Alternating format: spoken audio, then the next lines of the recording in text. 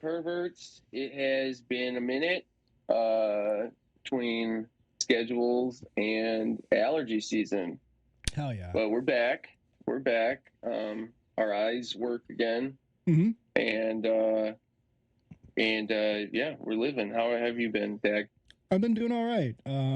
Yeah, I've been pretty. I don't know. Busy is not the right word, but been involved in things.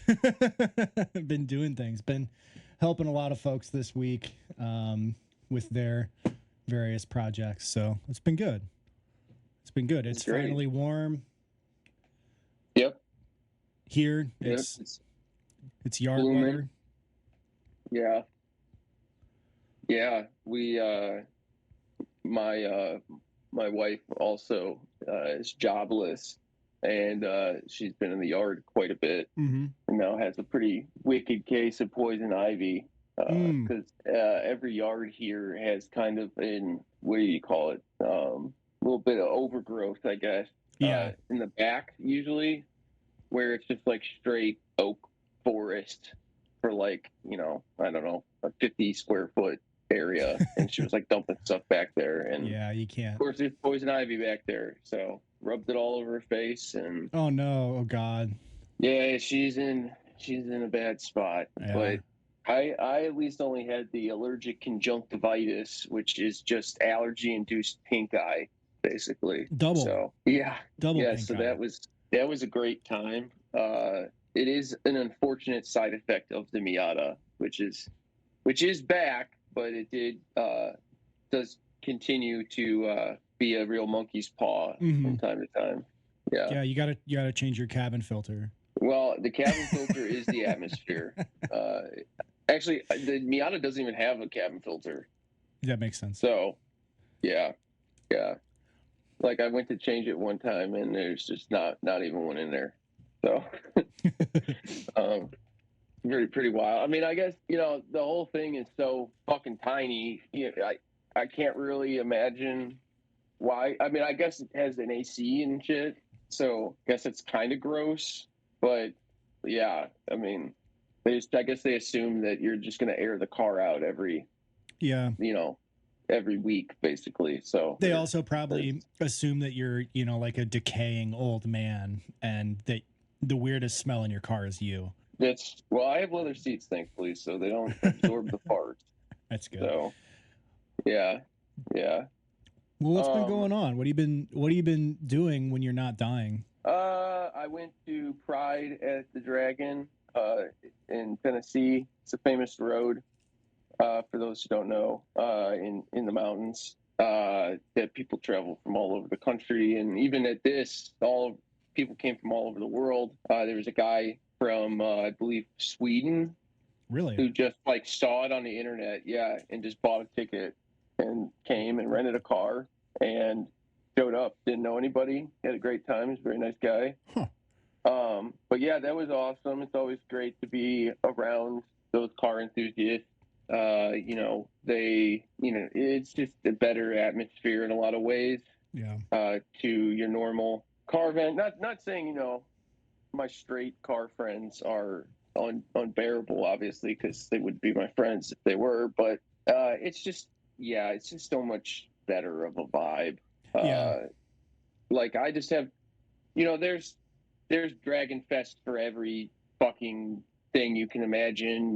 There's a huge Miata one. There's a big Honda one. When we were out there, it was Rotary Rally. Mm-hmm. So, a bunch of RX-8s, RX-7s. I saw a couple RX-3s, a Cosmo. And yeah, it's like cool to see that stuff. But yeah, I mean, some of those people just like can't turn it off with the car shit.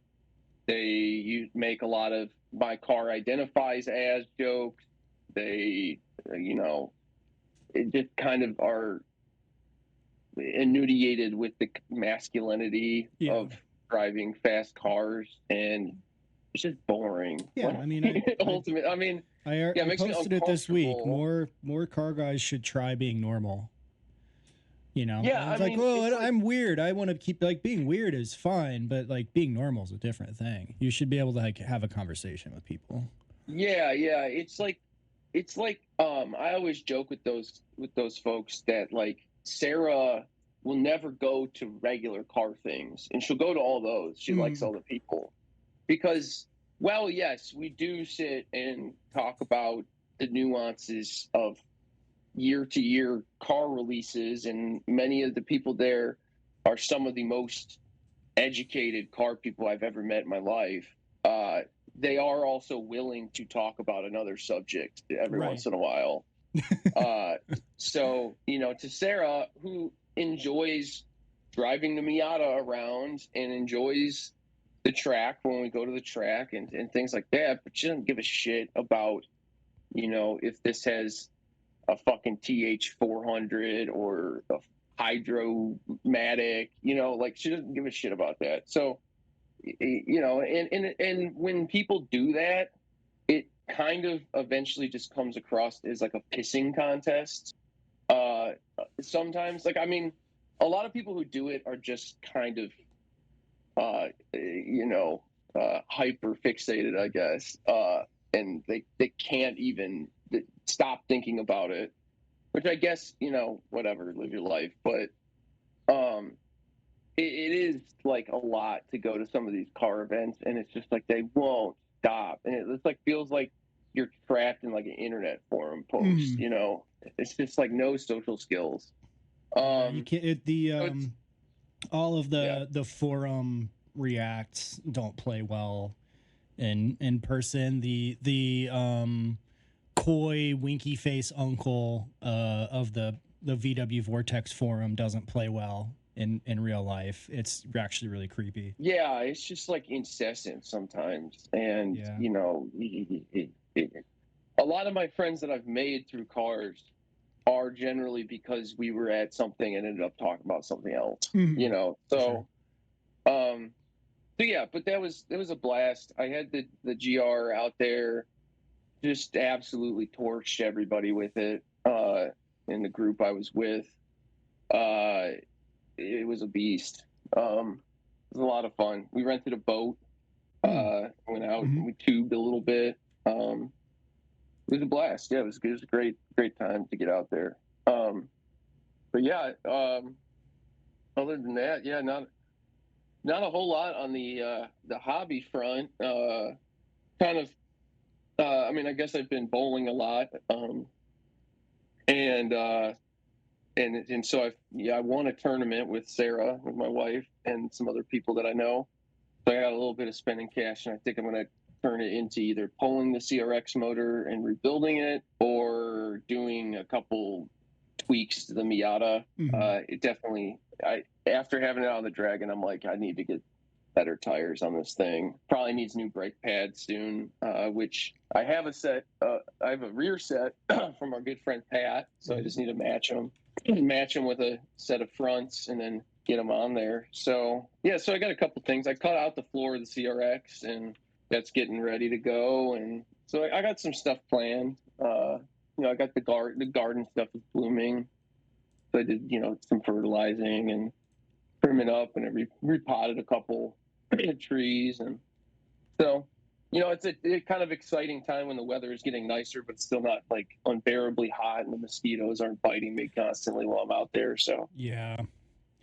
Yeah, that's the unfortunate thing is that like the winters have been so mild that just like you don't get any mosquito relief because they just like that many more eggs survive the winter or whatever. But we do have Claire is already finding eastern black swallowtail eggs on the parsley and the dill, so we are already set up to start raising our eastern black swallowtail caterpillars into butterflies. So that's upon us again. Wow. We had like, I want to say she released like almost 70 butterflies last year.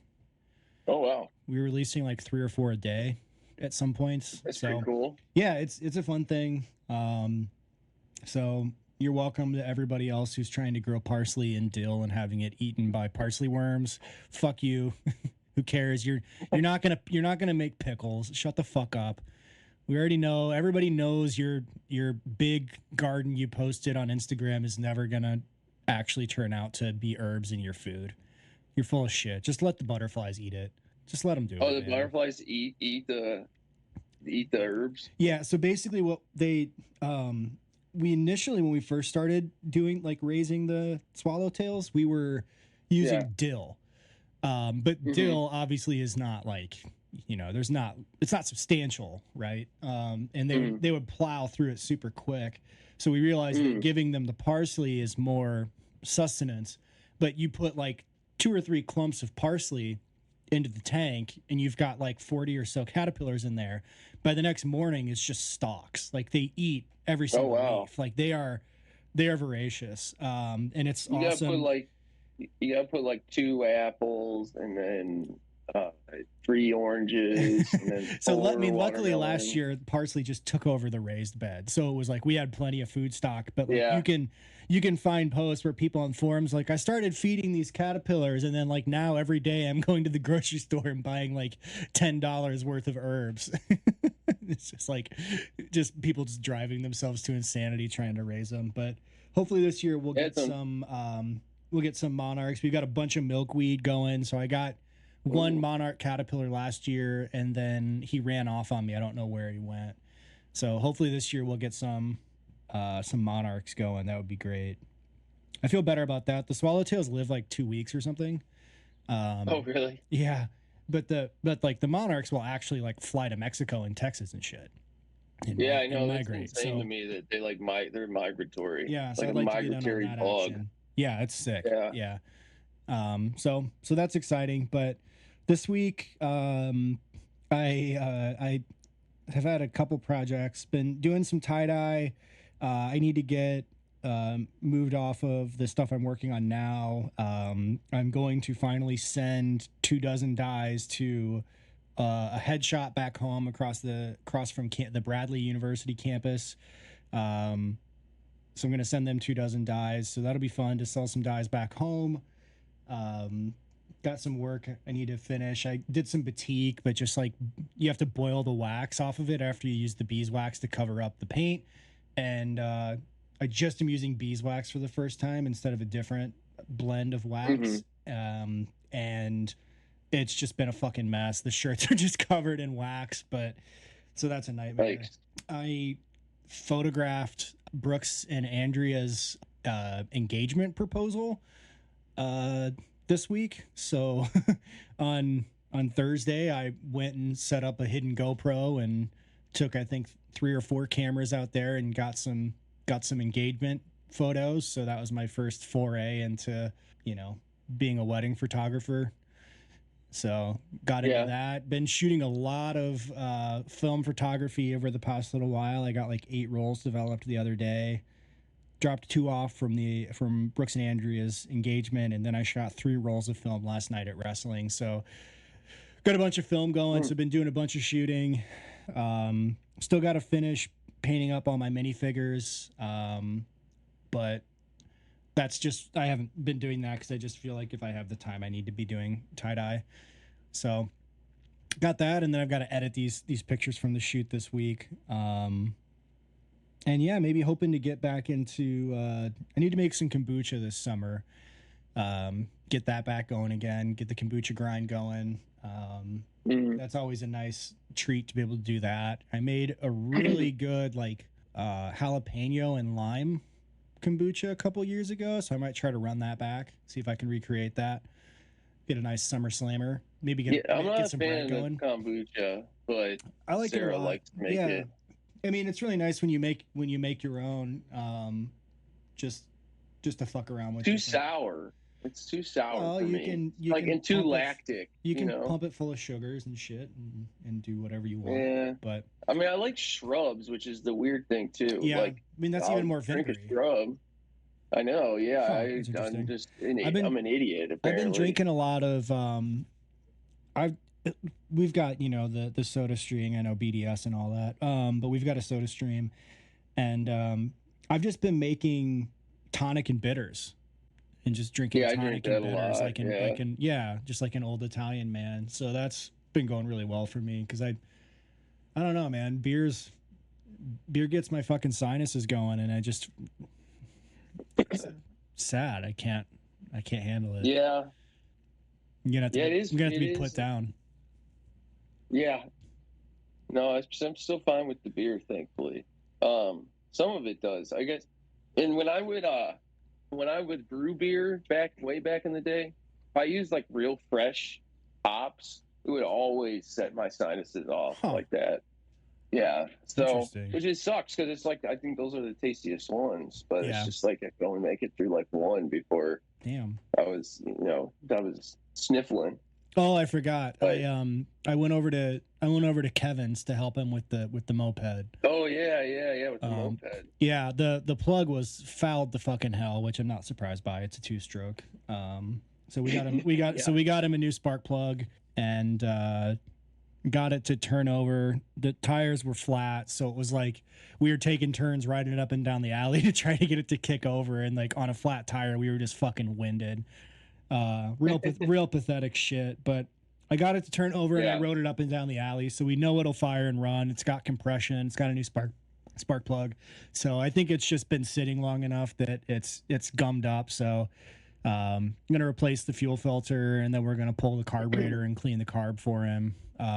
He did not. I went to wrestling. He was at the wrestling show last night and sat with me. He Yeah. has not been reading the carburetor specs. I sent him.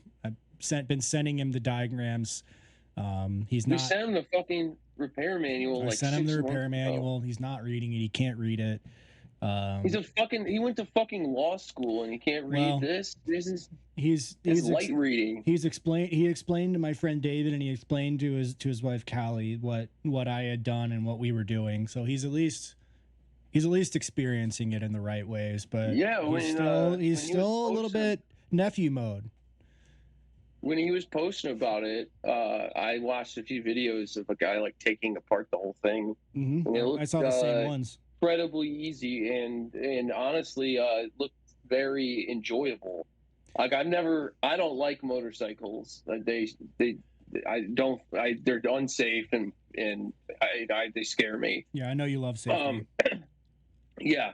I mean, I know like 3 people who died on them. Yeah. And it's like, yeah. So I've never really been interested in them. But they do, like, I have a friend who has like a scooter or whatever, and I've watched, worked with them and on it, and it's like it is kind of nice because it's like everything is just right in front of you, and you I was honestly need lifts and I was honestly hoping it didn't have compression because I was excited to take the head off and replace the piston ring and give our nephew a real experience.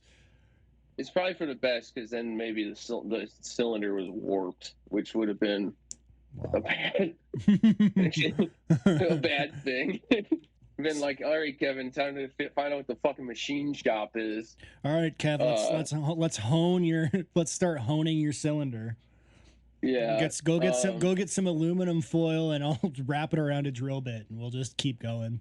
But his neighbor did have a Mark 6 Golf R, which surprised me. Oh, so we got in the garage and there was a Golf R in there. Is that the R32? No, the famous one. Oh, okay. I don't know anything about these things, so. But that's cool. Mm-hmm. Yep.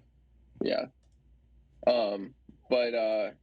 Yeah, that sounds like fun. It's always nice to be able to use your hobby to assist somebody. Yeah, it's cool to know, like, to have read like one chapter more of a book than somebody, and they're like, God, how do you know this? Yeah, especially with like car stuff, because like, I mean, I was talking about with a friend of mine from the Out Motorsports Pride Dragon stuff. He just started his own, or he's kind of working as a contractor for a friend of his as he's like opening his own shop. And we've talked about a couple times about like just how it's nice. Like there's been a couple things like when I changed an alternator, which is very easy if you if you have even a mild understanding of car. I mean, that would be something that I could on most cars, I could probably confidently tell you you can literally just watch a YouTube video, and if you have open-ended wrenches, you can do yourself.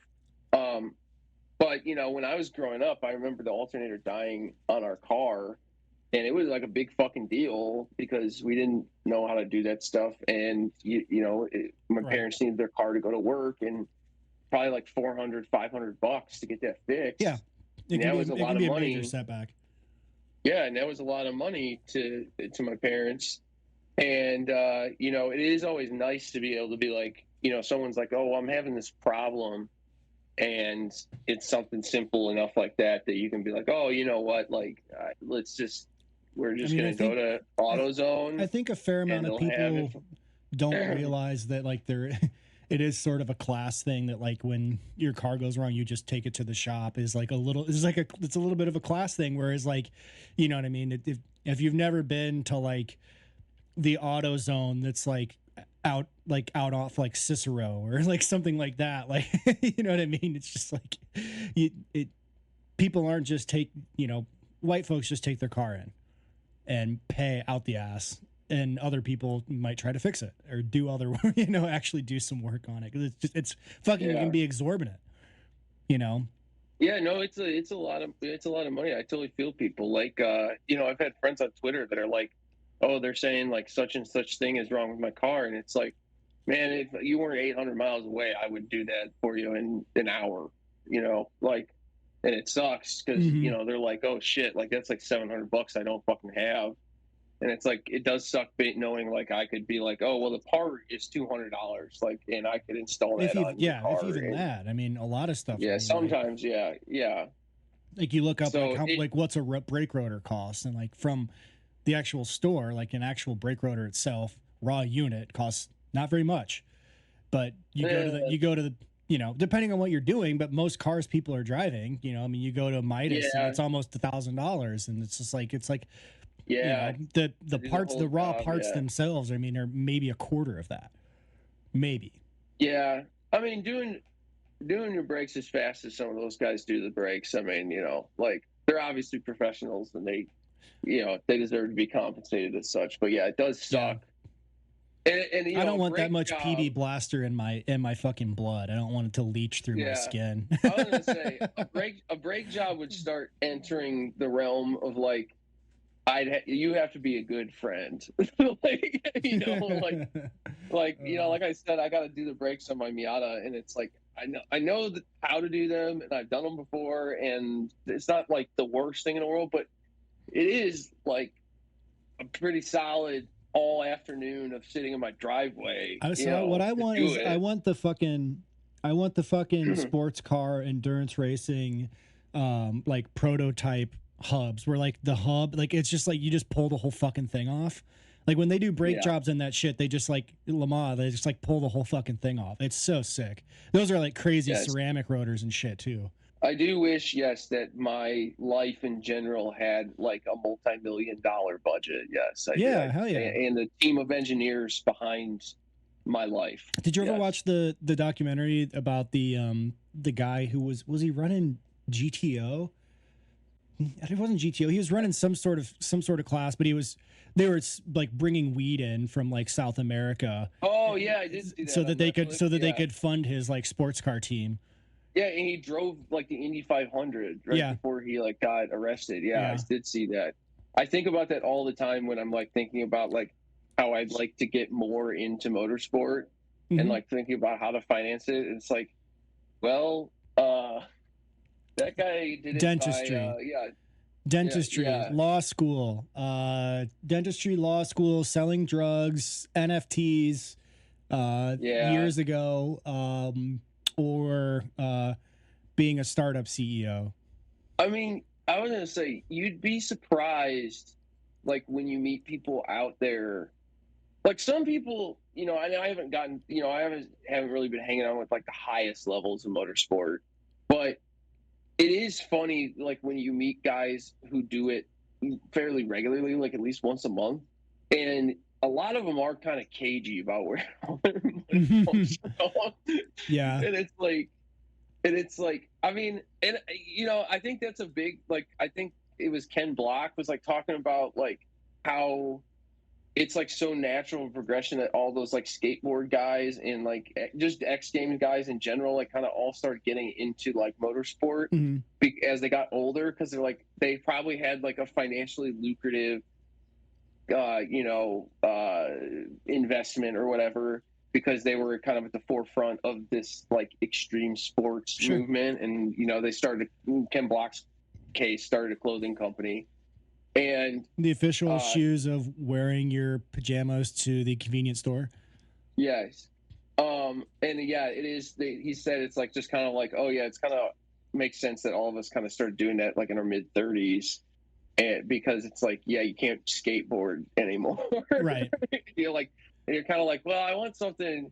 I got a little bit of money, and I got the time, and so it is like a lot of those guys too. Like, I mean, pretty much the entire American rally scene is like just dudes like that. Like, it's like Travis Pastrana and it was Ken Block until recently. And like, it's just like, and they're good drivers, but like Ken Block, like when he raced World Rally, he was not competitive. So it is kind of just funny that, I mean, it is the unfortunate reality of being into cars. Is like someone with a bunch of money is going to get further than someone without a bunch of money, probably like 99 times out of 100. Yeah, I mean the majority of like American racers who race from like being a kid, it's like it's not even like karting. It's just like you end up at the short track for like your entire life. You're running like Nissan Sentras in endurance races at the short track, and then like maybe you make it to like modifieds or something. It's nuts. I looked into karting because I was like, oh, like that's probably like a budget friendly way to get into like wheel to wheel racing. And because that's obviously, I like doing rally and stuff and that kind of thing, but like it would be very fun to like be racing on a track with other people, right? But I looked into karting, dude, and it's like more expensive than if I just like did spec Miata. Yeah.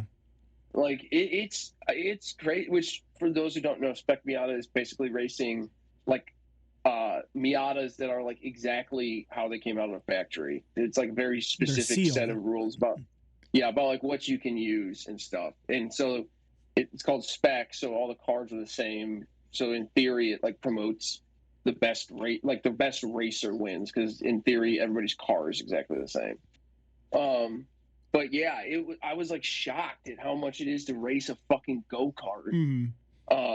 Which is a bummer, like, but yeah, that's just kind of how it goes. Yeah, even if you want to get into like, say you wanted to get into like, late stocks or something and do like some short track oval racing, like even the like body kits themselves are fucking expensive, and you're gonna shred it. You're gonna shred it. I know. That's the other thing is if you're in that. Yeah. I mean, like my friend Jake from you have to have a friend who's like a contractor who has like a concrete company to sponsor you. Yeah. Yeah, or you have to be like so good that like someone takes a liking to you, which is sort of the Lewis Hamilton story. Like, he embellishes much of it.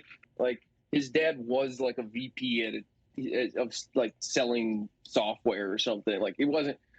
They like to act like he was the fucking Artful Dodger or fucking Oliver Twist. But I mean, compared to other F1 drivers, yes, he grew up in relative poverty to them.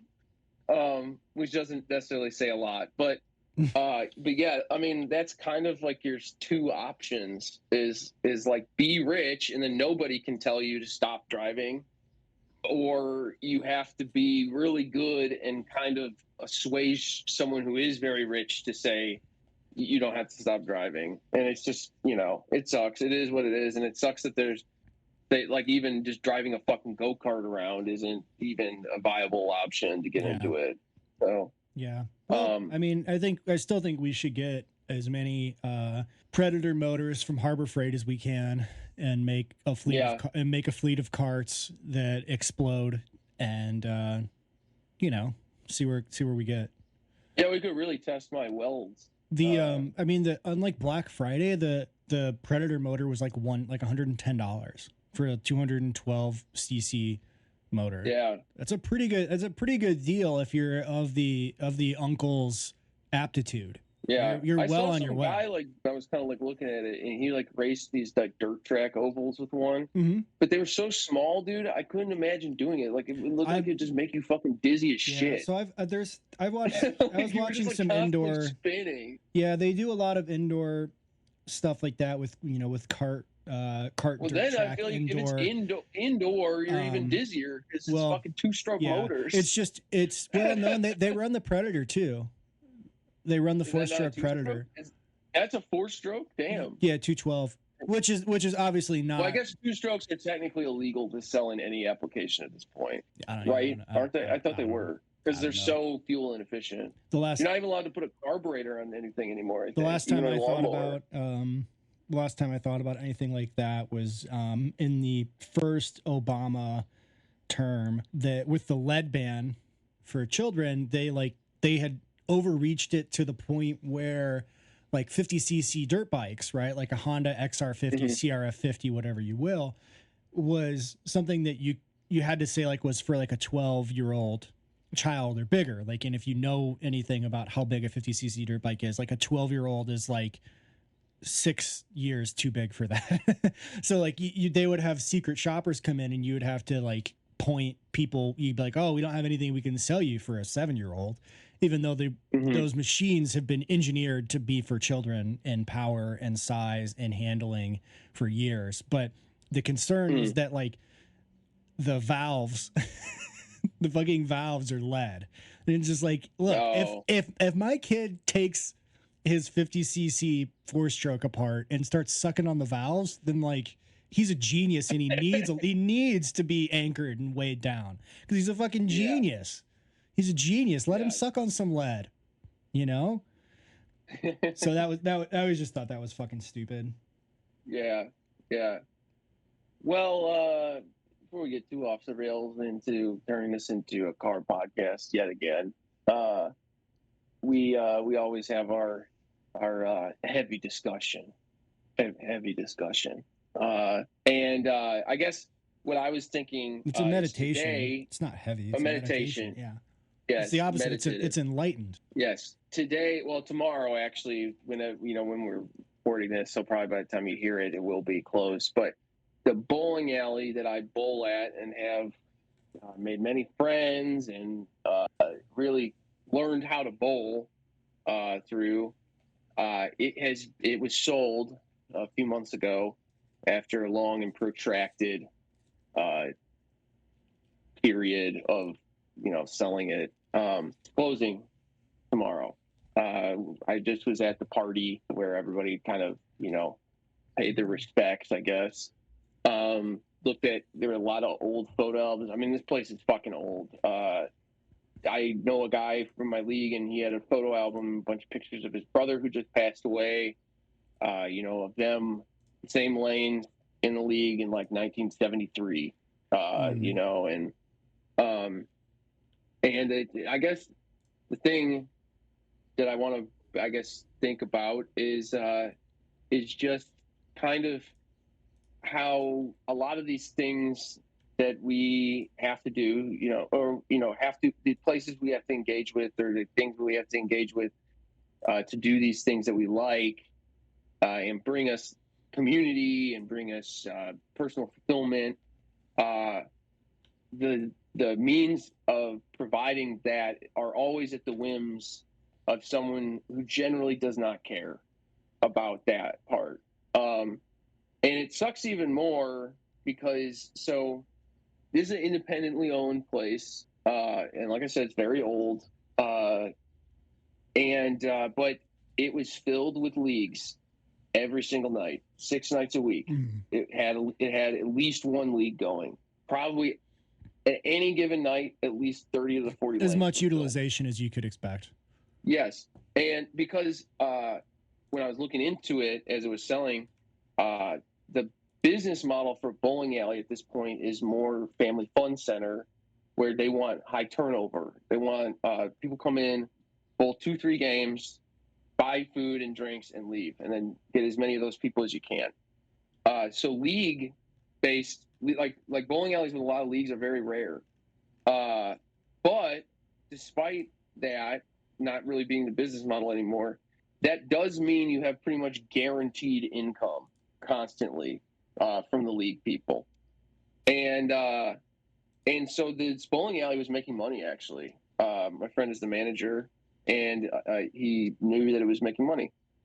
And the lady sold it because she's in her mid-60s, and from my understanding, inherited the place. I've never seen her bowl. I rarely see her around, and it needed to have the lanes replaced because they are actual real wood, which is very rare as well these days. And as you use a natural wood lane, it warps it, obviously, because you're chucking a ball and throwing a ball across it. So they get grooves and shit, and you gotta plane off back to flat every once in a while. And they have done that so many times because it's so old that now the board just had to get totally replaced. And she could have done that, and it probably would have put her in the red a year or two, and then going right back to just being free money. And people begged her to try and figure out a way to sell it to somebody who did want it to be a bowling alley, because that's the thing, is it's not going to be a bowling alley anymore. It's getting sold. It's getting knocked down and turned into a storage unit. Ours got the one that my parents went to as kids, and we used to go to like in high school, got bought by the guy that does all of Ted Nugent's compound bows. the Wolf Hollow Archery.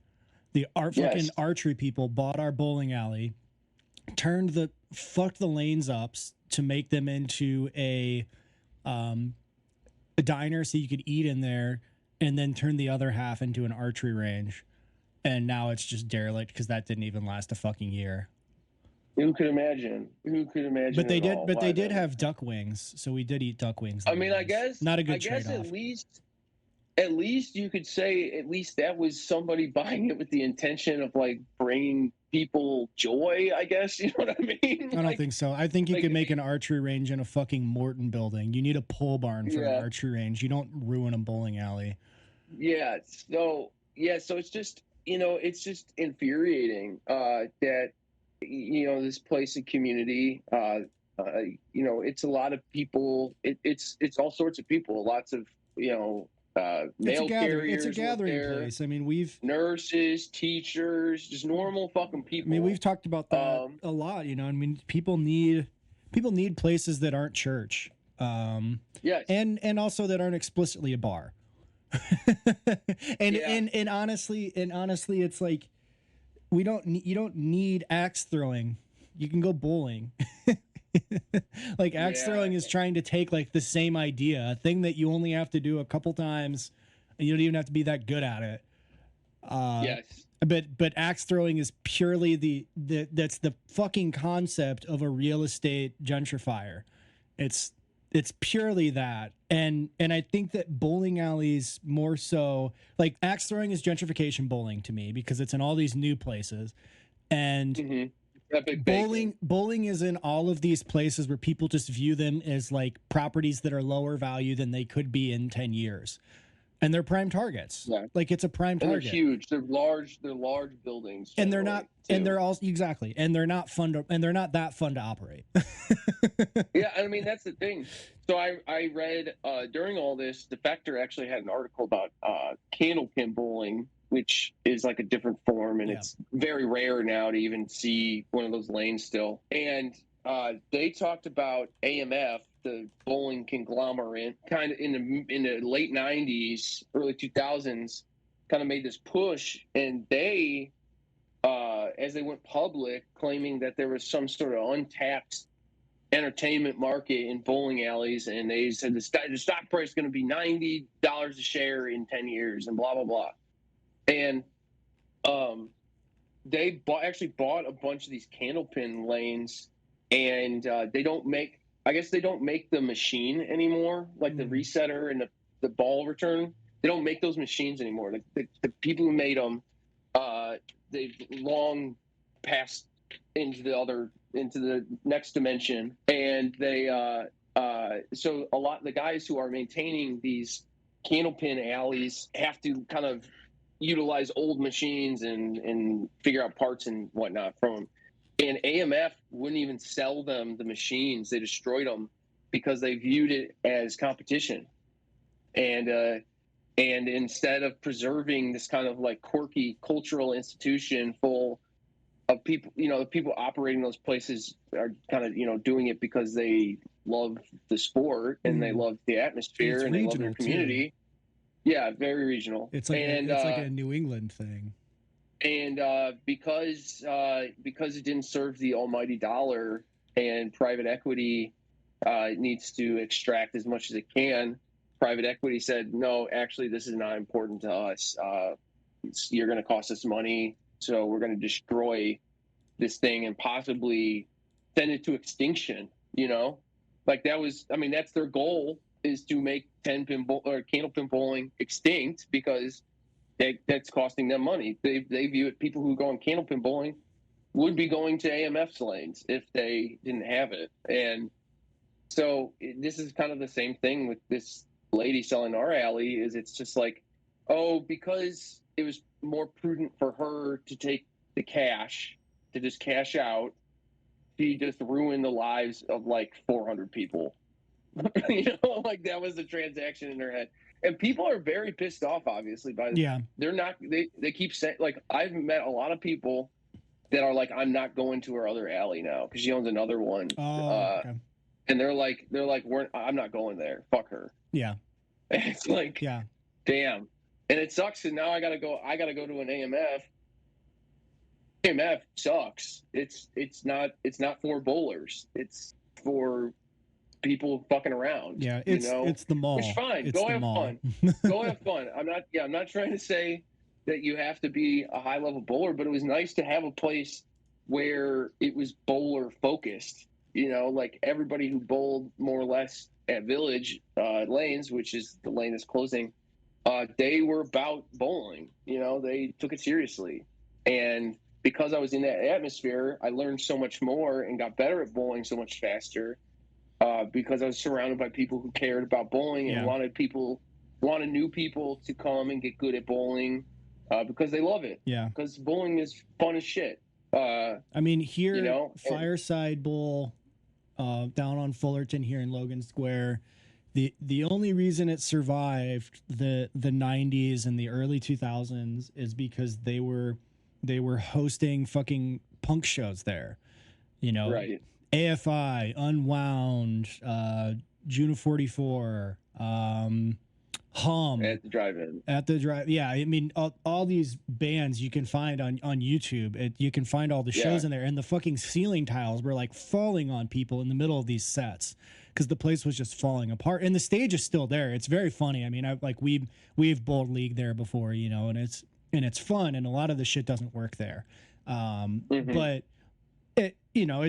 it's great, and the only reason it survived was because the fucking communities found ways to bring money there. But it's like that's not always a viable option to start having shows. That's the thing is the lady who owned the place wasn't even willing to work with the community. Sure. Right. You know what I mean? Right. Like it just wasn't even a factor to her. Like that didn't even factor in the decision. Yeah. Which is just disappointing, and I mean, and it sucks because like I tried to look into ways of communal ownership and like running like a country club or whatever, and it's just so much work, and it sucks. It's just like I don't know. I'm not a fucking lawyer. Like I'm not an accountant. And locally, as far as like local administrators go, like they're always going to at the city council want to get a new construction and a new thing and build a new thing, but there's really not ever, and other than, like, oh, this is a historic building. Nobody really, people look at historic buildings and then that even, historic registry ends up preventing people from living their actual daily lives anyway. It's really, it's an entire process that's bastardized from who the people are that live in an area and how they live and what makes community and brings people together. And then, what are these same people who make these things happen turn around and say, oh, the crime is up, and oh, everybody's just hanging out at the liquor store and blah blah blah. It's just like, well, if there's nothing to fucking do, and especially nothing that there is to do that's at least somewhat cheap, then people have to do other things, and they stop having community, and they stop having these things. Yeah. I mean, that's a big thing I think about all the time, is just like how pitiful it must be to be like 14 in the United States in 2023. Because like, what the fuck are you supposed to do? Yeah, I don't know. Like everything, they only want you to be able to do anything that costs money. You have to find your mom's credit card so you can get a Fortnite skin. They fucking take the nets off the basketball hoops, or they lock rebar over the top of it. They fucking won't even let you go to the park after 6 o'clock or whatever. Yeah, now you can't go downtown. Chicago, you can't go downtown. Yeah, like, I mean, like, I don't get how people think like the things are going to turn out when we just kind of like turned everything into a toll booth. Yeah. Like any service, like it's now we're like living in Milton Friedman's wet dream of like you have to fucking put a quarter in the swing set to fucking make the thing go. You know what I mean? Like I have so much empathy for kids growing up right now. It just seems like it sucks ass. Like there's nobody, you have to drive anywhere to get to anything.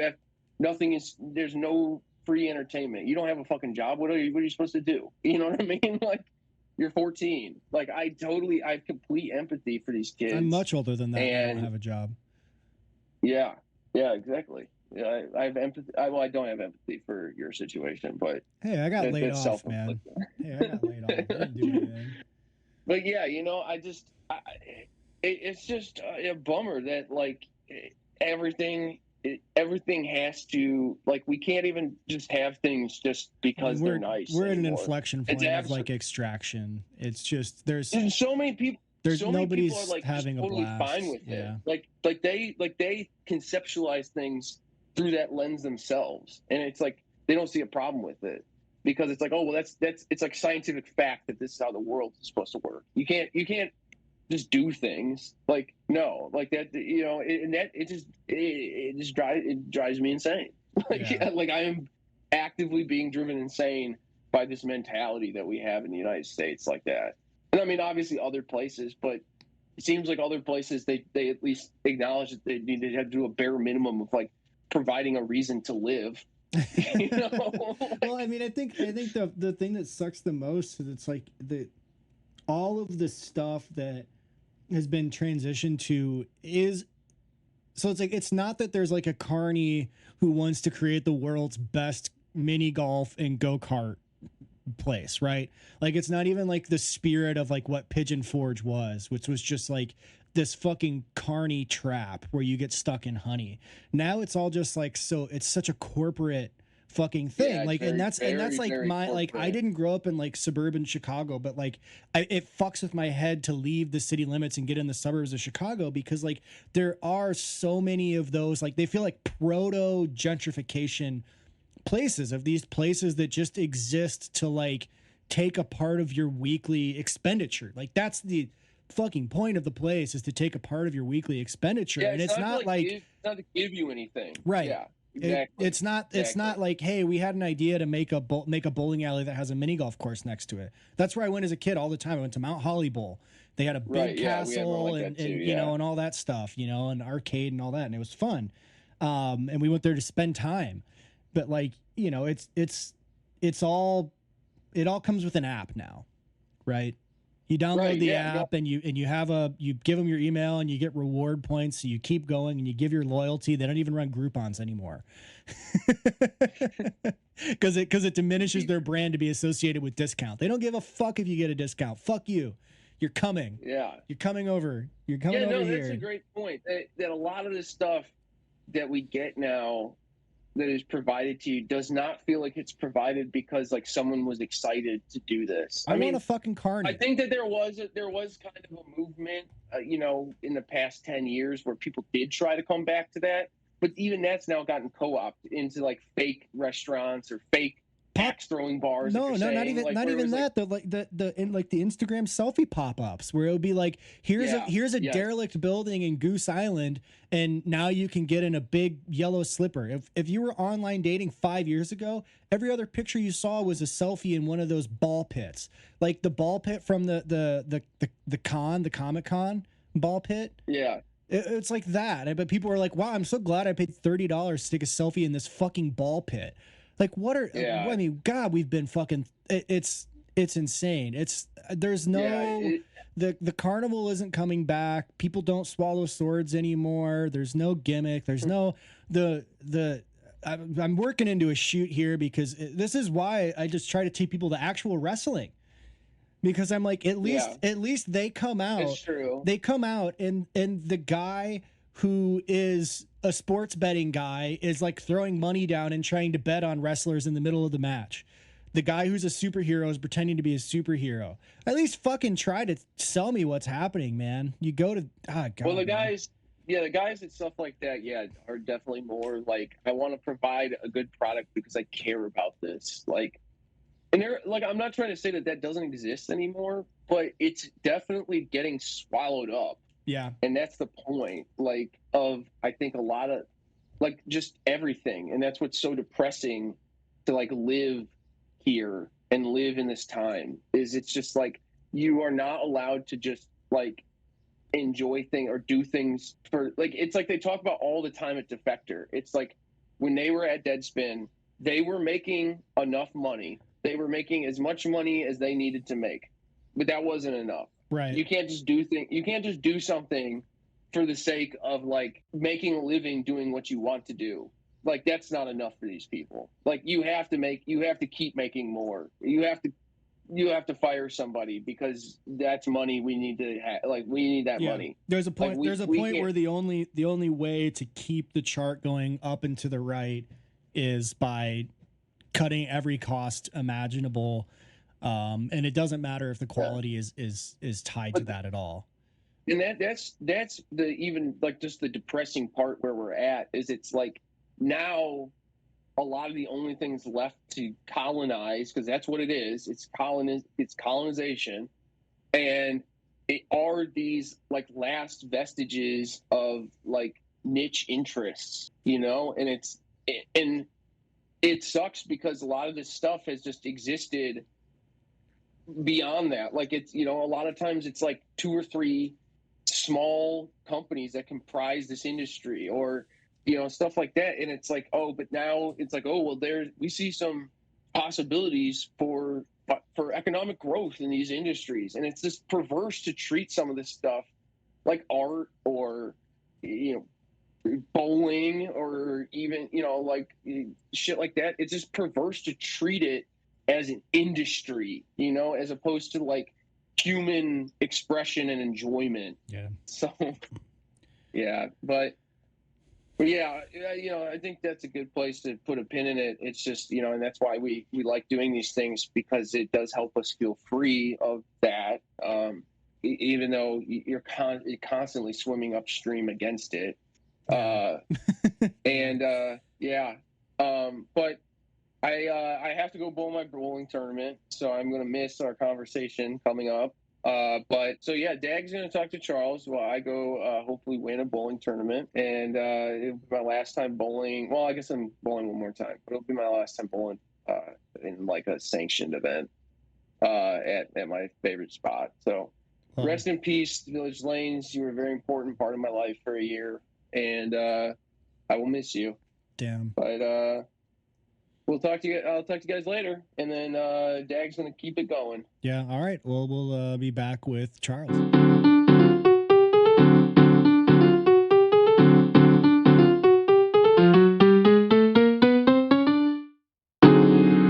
right, everybody.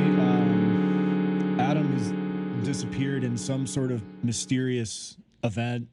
I don't know. You can read about it in the newspaper. Here on the eve, I guess the anniversary of the Grateful Dead's famous 5/8 Cornell show.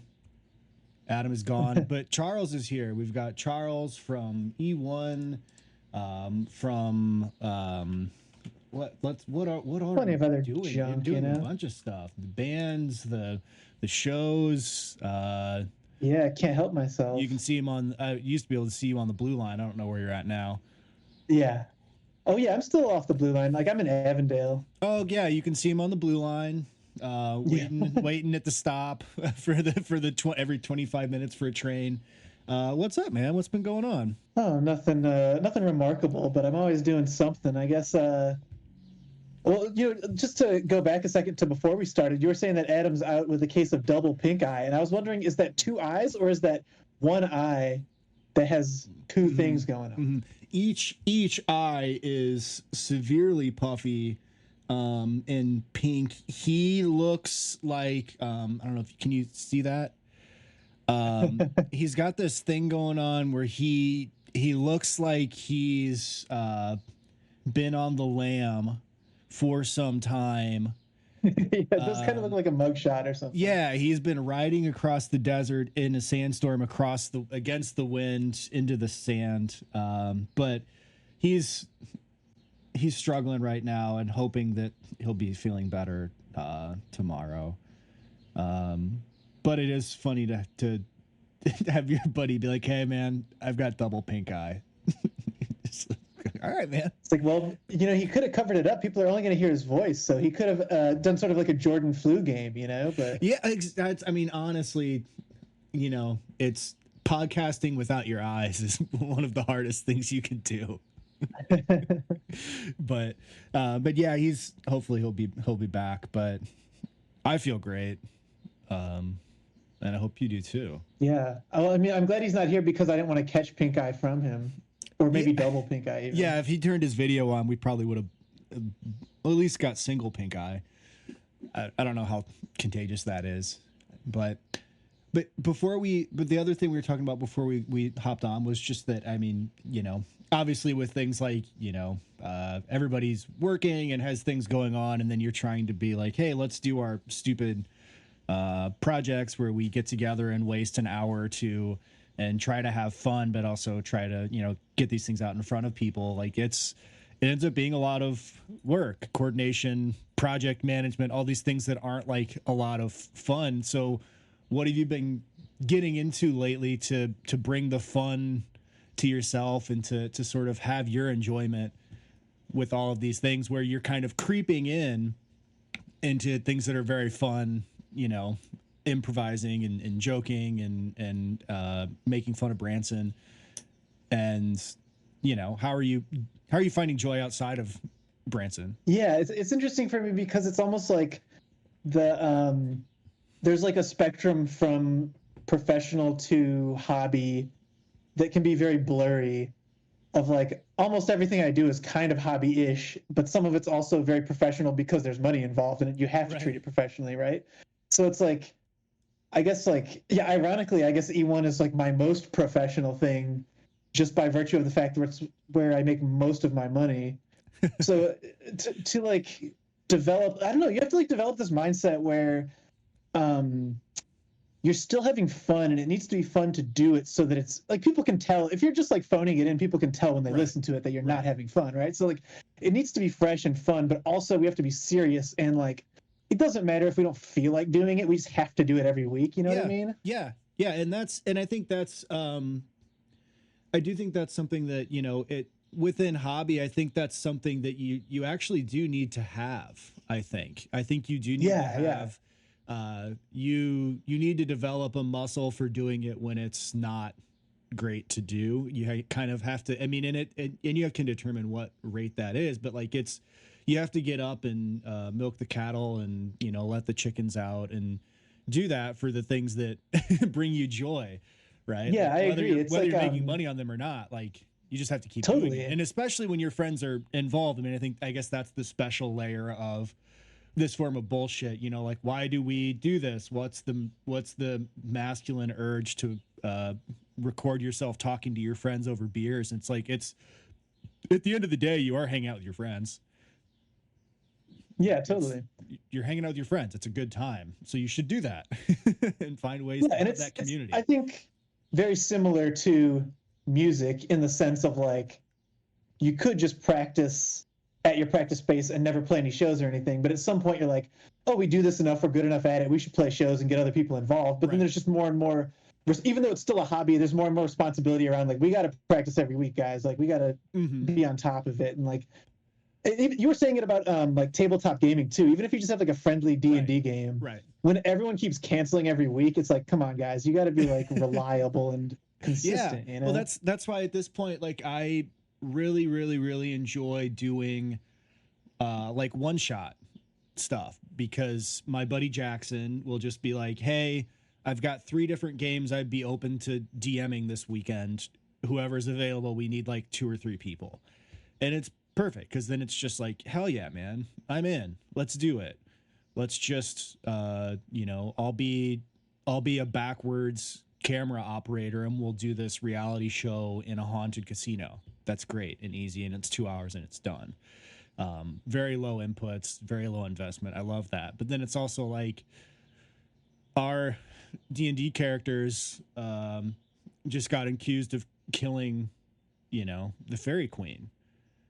But that just got accused of that like 9 months ago, and we haven't wrapped it up. I'm like, well, what's going on, man? Like, I just it's funny, I rode a shark like a bull, and then we stopped playing. For E1, we've started doing more tabletop gaming, and in the past we would always do the D&D campaigns in a single day, where we just do hours and hours and just go through the whole thing so we don't forget anything. But now we're doing like this Call of Cthulhu campaign that's gonna be way longer, and so we have to do it in a bunch of sessions, you know? Right.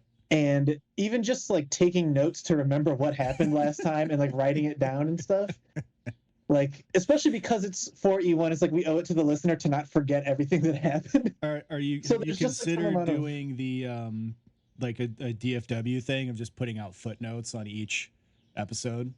Yeah, just like an aggressive amount of footnotes. Just each come back retroactively and give each character a series of footnote backstories.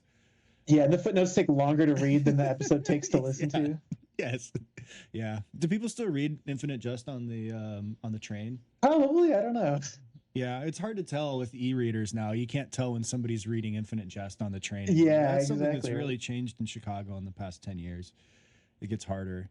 You have a couple of music projects, and just what do you like? What's the different kind of expression that you feel from, you know, going through, you know, like being in a band versus trying to do live, you know, shows with E1? Yeah.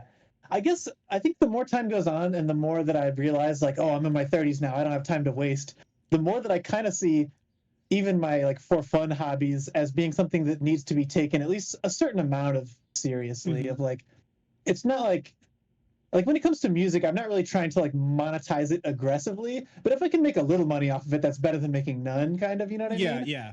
Where it's like there ends up being some commitment to self-improvement over time of like, even if I'm not going to do it all the time, I still want to kind of be like noticeably improving at it. So I feel like I'm accomplishing something, I guess. Like, I don't know. I have like a very clinical approach to talking about like hobbies maybe, but no, I don't. I think that's, you know, the whole thing here is that, you know, it is an individual approach because it's how you choose to spend your own time.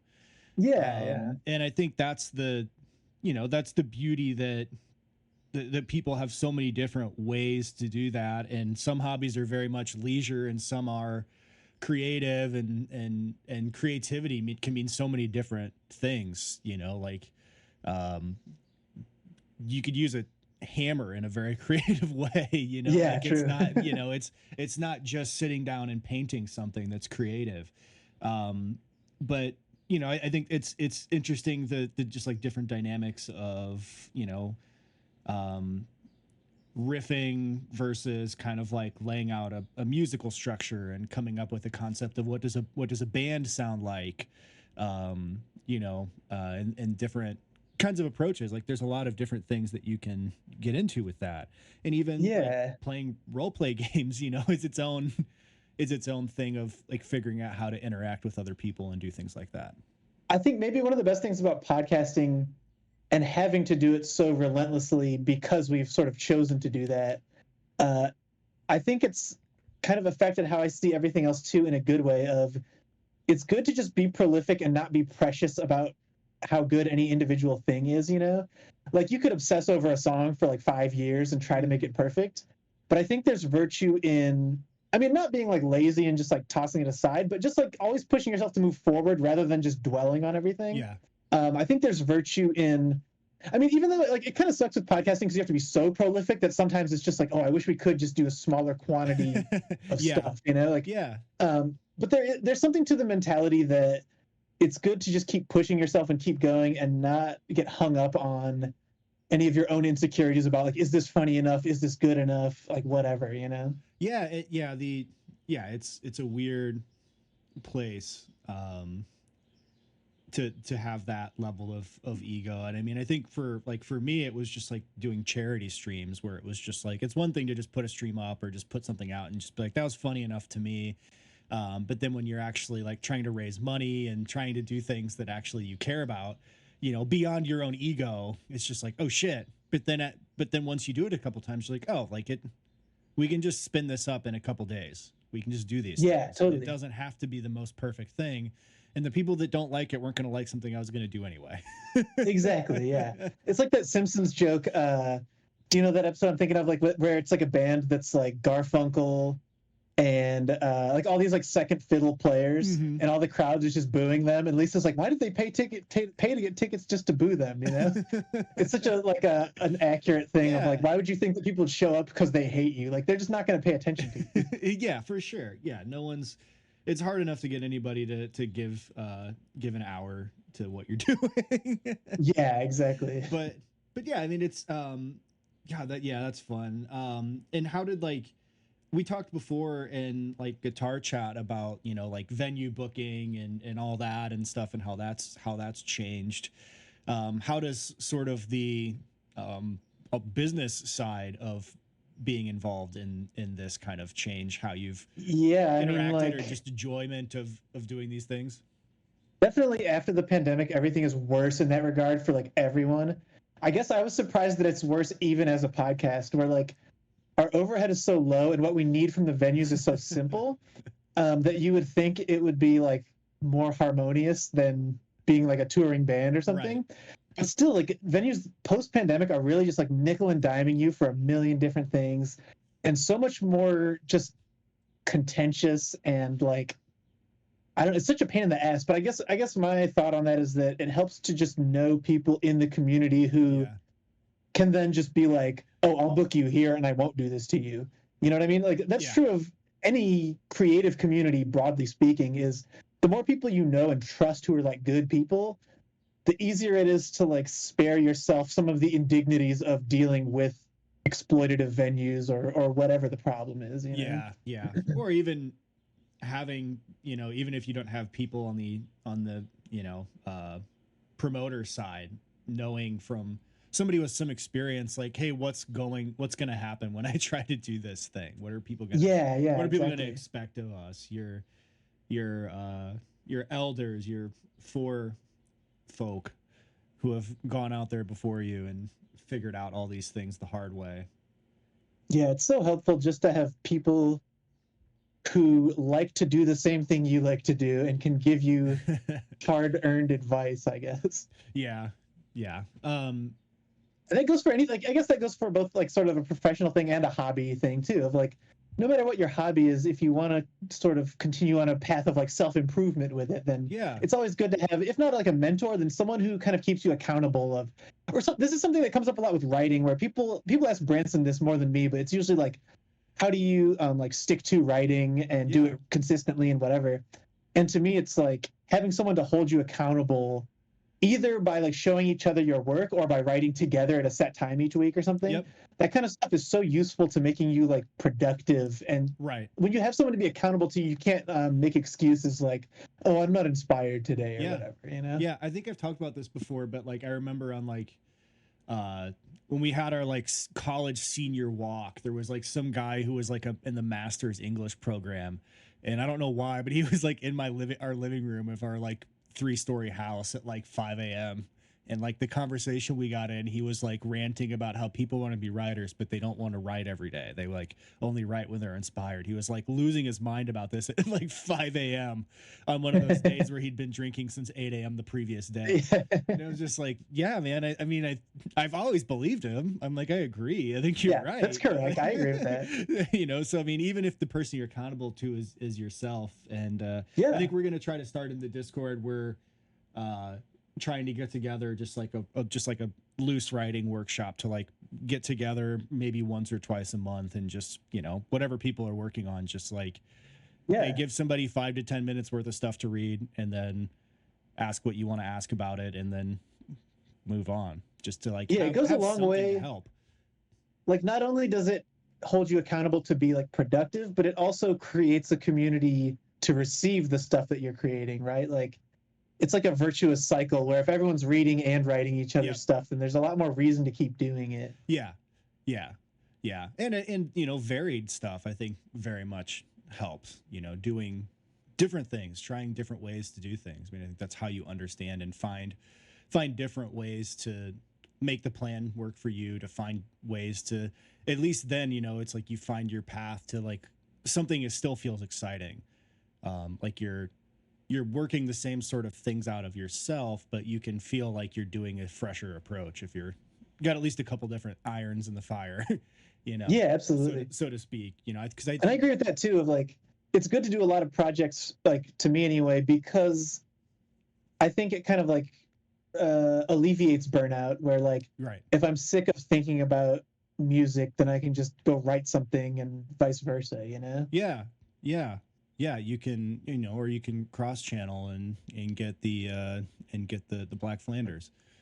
Yeah, exactly. Yeah, it is true. Like doing parody songs, or not really parody songs, but joke songs for E1 is a really fun outlet. Because like I would never make like a country song or something, but we've done a few fun country songs for E1 because it's supposed to be stupid, and it's like, let's do like a Florida Georgia Line song, you know? I mean, it's an opportunity to break out of your normal stuff.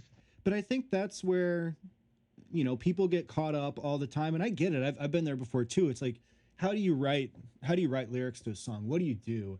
And it's the stupidest thing. I mean, you can just grab 12 things on your desk and you have 12 topics for songs. You can write about all of your favorite candies. Like, you can do whatever you want, and like, or you can write about, like, you know, Moby Dick. You can make an album about Moby Dick if you want to do the Mastodon thing. Like, you can do all these things. It's just like you just steal something because it doesn't actually fucking matter. Like, unless you're singing about something that's going to get you canceled, people mostly don't know what you're talking about. Yeah. And I think too, it's like, well, something I think about a lot is just being honest with yourself about your own intentions of like, if you're just writing a song for the joy of it and to do it for yourself, then you could write about literally anything and it doesn't matter. Like, no one's judging you, so why are you judging yourself? Although, again, if your goal is to become very, very famous, then it's going to narrow what you can talk about to a very, like, if you're trying to be Taylor Swift, then it has to just be the most boring shit on earth, you know? Yeah, well, but like, then you don't have to write it. There's some, true, yeah. There's some weird European guy that'll do it. I think one of my favorite songs, trying to remember all the different songs. This guy that was a mechanic at the motorcycle shop my family ran, he had a band called The Chokes out of Chillicothe, Illinois. And one of my favorite songs of theirs was 10-Foot Marlboro Red. And it was, I want a 10-foot Marlboro bed. I'm going to lay around and smoke that motherfucker in bed. And that was the whole fucking song. And it was the worst guitar ever, but his solos actually ripped because he sucked so fucking bad. But there was that one. There was Meat Barge. There's another song called Hot Dog. You know, you're the taco of Canada. Put some cheese on that motherfucker. Like, just the stupidest shit. But like, it was one of the most joyful albums I've ever heard because it was clearly just 4 guys with one brain cell. Yeah, it's just very genuine. Like this, yeah. Like the drummer he's a guy that would roll in like 90 minutes late to work. My grandpa would go to chew him out. They'd end up like hugging. And then like at lunch break, he would be telling me how to like cook Sudafed down. And I'm like, oh, thanks, man. This is really sick. This is really going to help me. I'm 16. Yeah, really useful. Yeah, it's really useful information for a 16-year-old. who smokes weed at the park. But anyway, but I do like that. I do like thinking back to that and being like, okay, even this guy who drives around in a van and just is a motorcycle mechanic almost all the time has a band that does really funny stuff and has these outlets and they're joking around and like they're gonna keep waking up every day and having a good time. Yeah, that reminds me. Normally, I wouldn't recommend something like this because usually things like this are kind of like shallow and not worth it. But Jeff Tweedy's book, How to Write One Song, I think it's called. Yeah, It's like I'm guilty of buying that as well. I think Yeah, I I think talked it's to Nate fun, about like- that once. Yeah, it's fun. Like most of his advice is good. It was kind of flattering to me because a bunch of it is stuff that I already do. So it made me feel smart of like, oh, if Jeff Tweedy writes songs this way, it's good that I'm doing it too. You know? Have you thought about buying like a $70,000 Gibson acoustic? If he'll lend me one, maybe. But no, I did get that because that is, I mean, that's really the hurdle is, and that I think is very much something I want to get to because we're trying to figure out how to turn this into like a website and get people's writing and blogging and talking about their experience of how you get into things. But like, it really is like, how do you make a quilt? Like, well, you make one quilt and then you learn the exponential learning through all the shit you did wrong.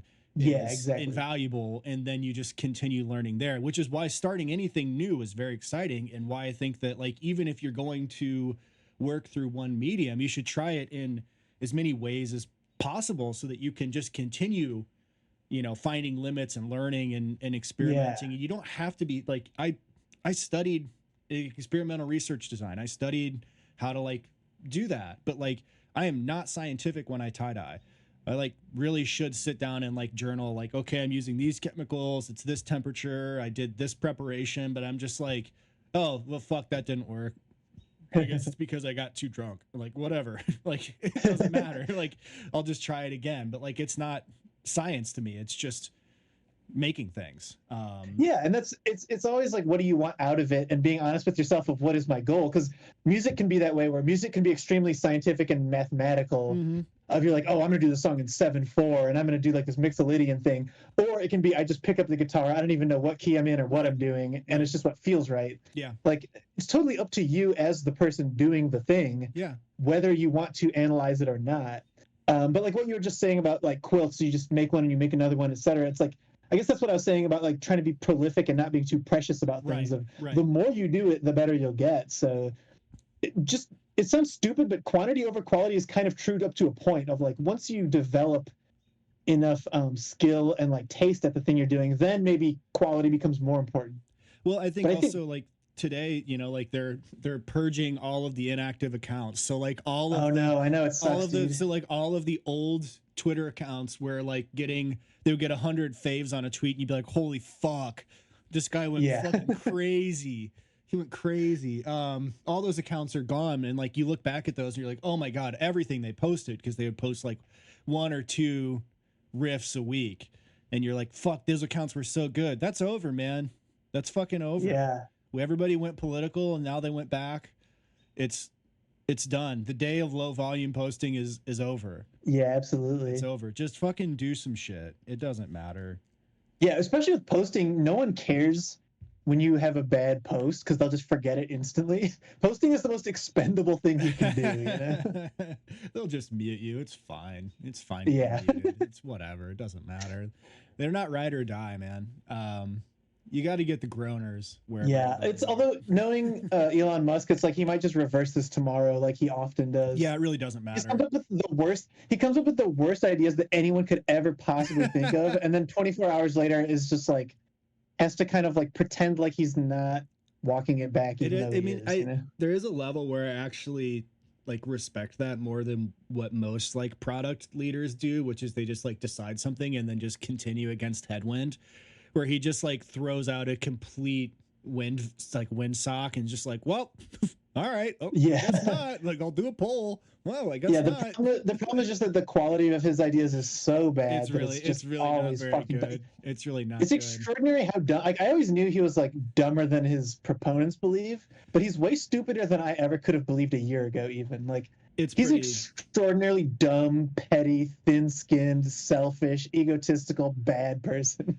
Yeah, and doesn't understand anything about website metrics, social media or otherwise. Like I worked in uh I worked in pricing, and in part of that, like I had to like take the website impressions that a deal would get and figure out like if we are like showing it to too many people, right? Like, is this Yeah, thing yeah. doing? Are we basically bringing you into the store and the end cap is just like, little knitted caps that blow when you snore, and nobody wants those anymore. And like the way that he looks at it isn't the way that any of it matters. Like he's obsessed with like how many times they render it on people's page, not even if they view the thing or not. And it's just like, that's Yeah. not even how any of this shit works, man. It's because it's a popularity contest for him as an individual, and that's all he cares about is his own post getting seen. Yeah. Like If he was it serious, really he would sell metrics to losers so they could see that nobody's liking their posts. Yeah.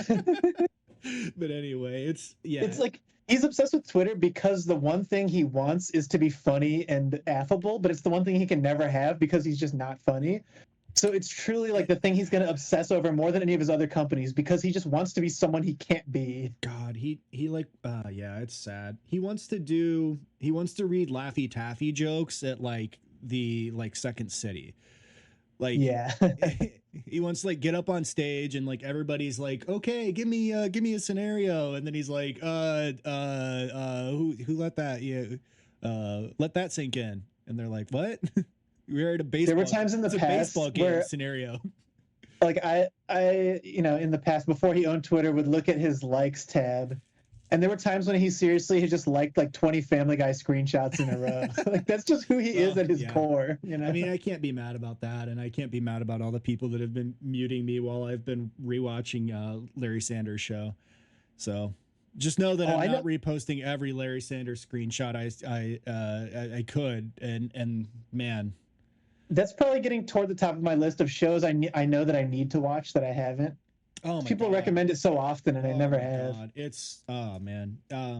Yeah. Nobody wants to hear me wax on that, but dear God, I just got through the episode where Jeffrey Tambor finally gets divorced, and like Artie basically like goes and like takes him a gun in his hotel room and is just like, all right, bud, like this is going to be the easiest way.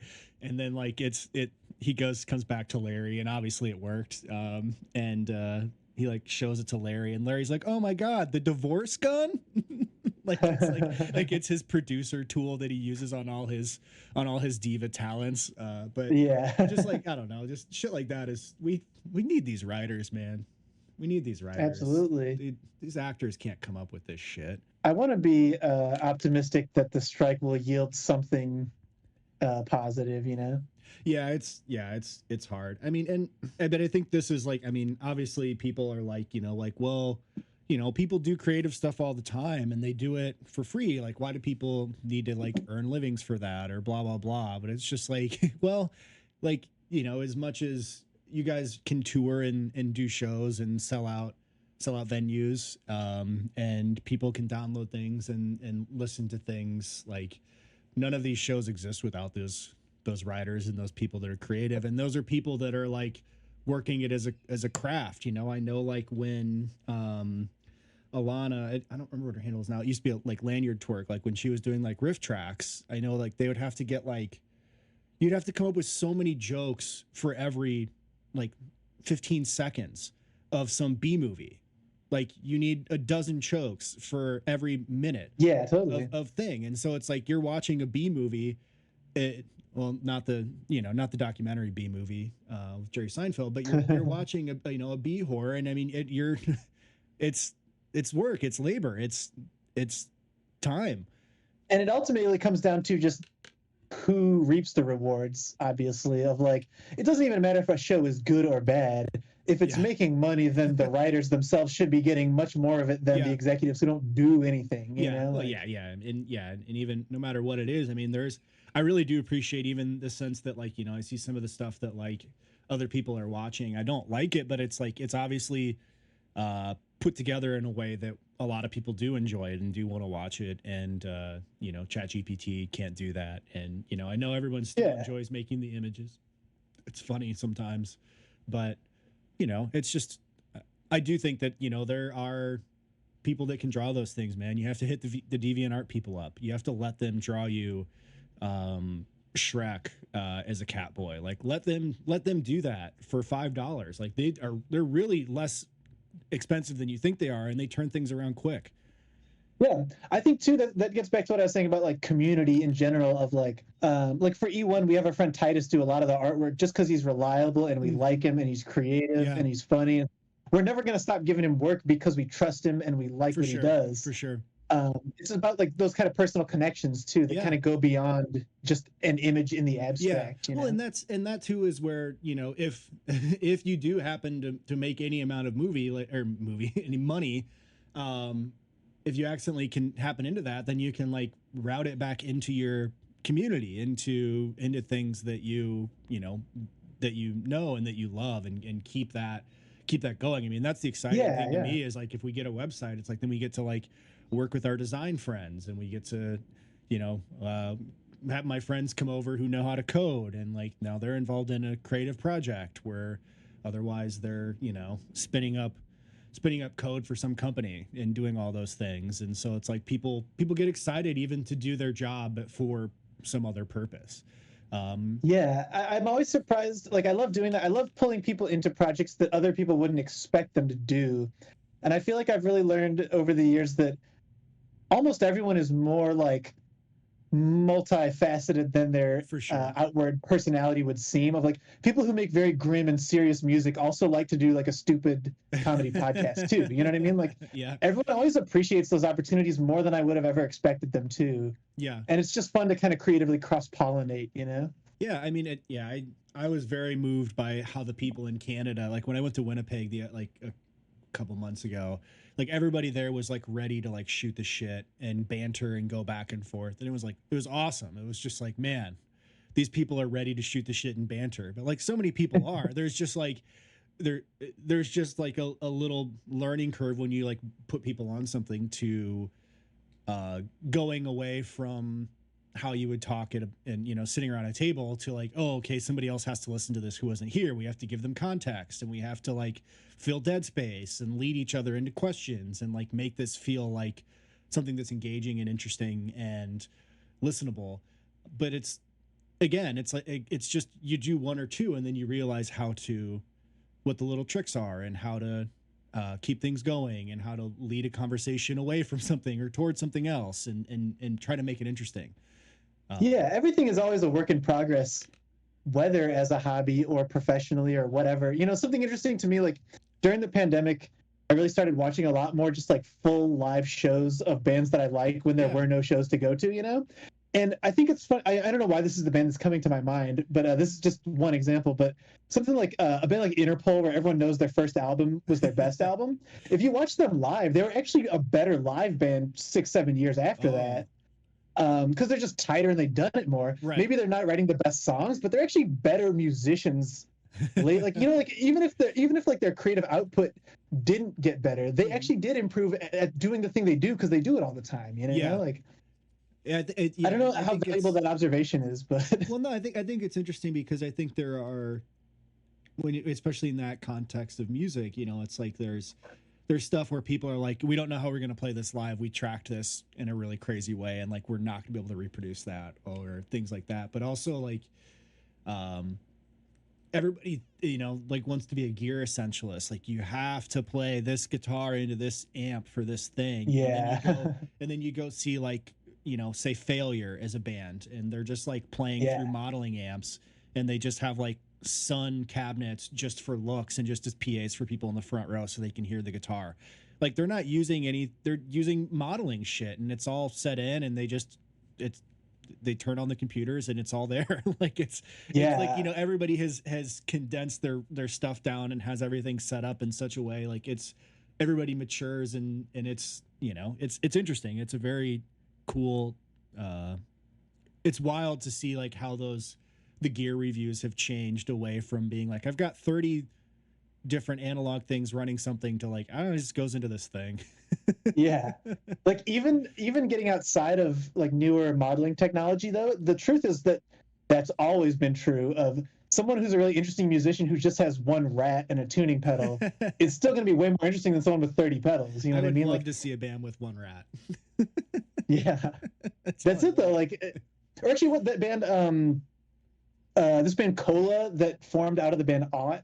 I don't know if you know. It's like a post-punk band. Okay. But basically their thing now is playing with no pedals and no overdubs. It's just a 3-piece. They just plug right in and just play. And like, you can do that if you're good, you know, like it's basically there's just nothing is a rule. You can do whatever you want. You could have like a Tame Impala amount of pedals, for sure, or you can have none, and it just doesn't matter. And it's so easy to get fixated on personally of just being like, oh, I need this pedal, I need this thing. And the truth is you don't really need it. One single reverse pedal and I feel like Kevin Shields. I don't need any more than one reverse pedal and a little reverb. But I'm like, that's fucked up. I played that and it's backwards now. That's crazy as shit. Yeah, and Kevin Shields' thing was always that you don't need that many pedals, even though now obviously he has a shitload when he plays live. But the whole Loveless thing was really like not using reverb, even except for the reverse reverb. Just use like he would use like 3 pedals maybe. It's just using them really specific ways, you know. Yeah, and you know, or yeah, the fixedness. I think when lack of a piece of equipment is like what's keeping you from doing something, then it's like that's not what's keeping you from doing it. You know, that's, yeah, exactly. That's just like fear in your head of failing or different things. But then that comes back again to what you're saying of just like you just have to do things. Like if what you can do is like write yourself a series of punk songs that are 60 seconds long or less about your dog, about the weather that day. Just like write a bunch of shit for a week and record it, and maybe you can piece some of them together. Maybe they're different parts, but you just do it. It doesn't really, you know, get your watercolors out, paint the tree. If it doesn't look like your tree, go out and paint it in a week. And if you don't like that anymore, go paint something different. Maybe you suck at trees. Maybe you can paint water.